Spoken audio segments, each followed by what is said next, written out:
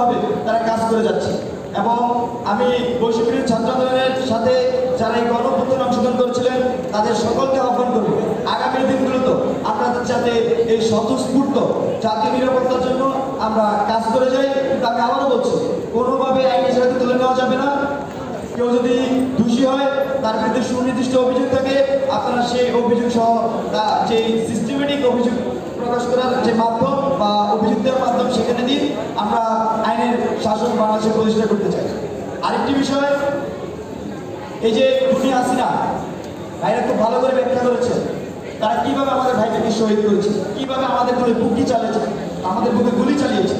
তো সব কিছু মিলিয়ে এই আমরা বৈষম্যবিরোধী ছাত্রদের পক্ষ থেকে খুনি হাসিনার বিচারের দাবি করছি এবং আওয়ামী দোষর যারা এই হত্যাকাণ্ডের সাথে সরাসরি যুক্ত ছিল তাদেরও বিচারের দাবি জানাচ্ছি। এছাড়াও বৈষম্যবিরোধী ছাত্রদের পক্ষ থেকে আমরা তাদেরকে ক্রমাগত চিহ্নিত করার চেষ্টা করছি।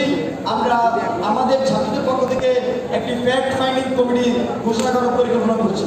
তো সবকিছু মিলিয়ে আমরা স্পষ্টভাবে জানিয়ে দিতে চাই, যারা এইসব হত্যার সাথে জড়িত ছিল, হামলার সাথে জড়িত ছিল, তাদেরকে কোনোভাবে ছাড় দেওয়া হবে না। বাংলাদেশের ছাত্র জনতা এদেরকে নিজে ফ্যাক্ট ফাইন্ডিং টিমের মাধ্যমে সহযোগিতা করে সকলকে চিহ্নিত করে আইনের আওতায় নিয়ে আসবে।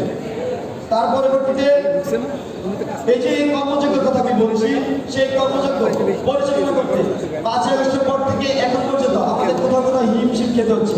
তার অন্যতম কারণ সত্যিকার অর্থে আমাদের যে মুভমেন্ট হয়েছিল, মুভমেন্টে এত স্বতঃস্ফূর্ত অংশগ্রহণ ছিল, যার কারণে আমরা আসলে সবাইকে অতটা সুসংগঠিত করতে পারিনি। তার এই লক্ষ্যে আমরা কিন্তু ইতিমধ্যে একটি টিম গঠন করেছিলাম, যে টিমের অন্যতম কাজ ছিল যে সারা দেশকে সুসংগঠিত করা।